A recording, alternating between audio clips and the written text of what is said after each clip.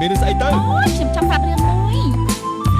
ឥឡូវនេះគ្នាទឹកដល់ច្រមុះហើយមានឯងទេអាចជួយគ្នាបានរឿងអីដឹងតែជួយហើយតែជួយស្អីជួយស្អីបងអាចចេះច្រៀងដែរ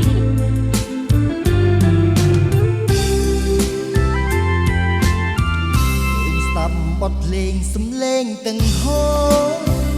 បេះដូងបងងងសុរងមិនចាំងស្នេហ៍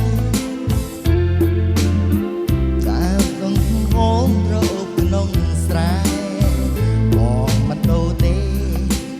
លិនកាទីក្រុងបងជីខបីស្រីទូក្អមទឹកបងកូនគុណផលិតសម្រងចូលណៃដំណើរលវត់វន់ដូចគេណរៃលើខ្នងក្របីគួយឲ្យស្រីស្ដាប់សារភាពចាញ់ហើយចម្លើយដួងចិត្ត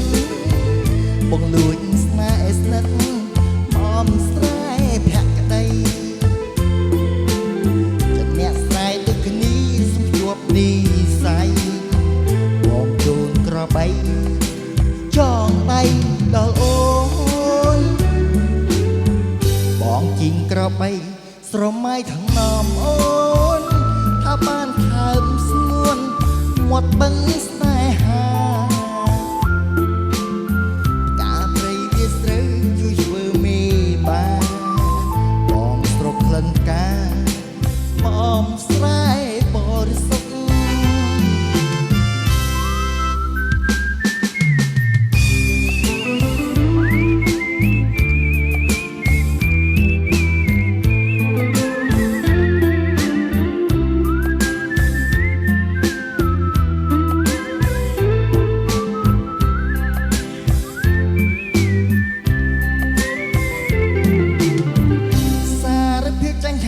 ចម្លើយដួងចិត្ត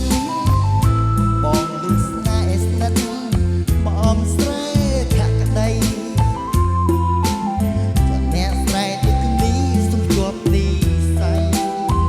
បងជូនក្របីចងដៃដល់អូ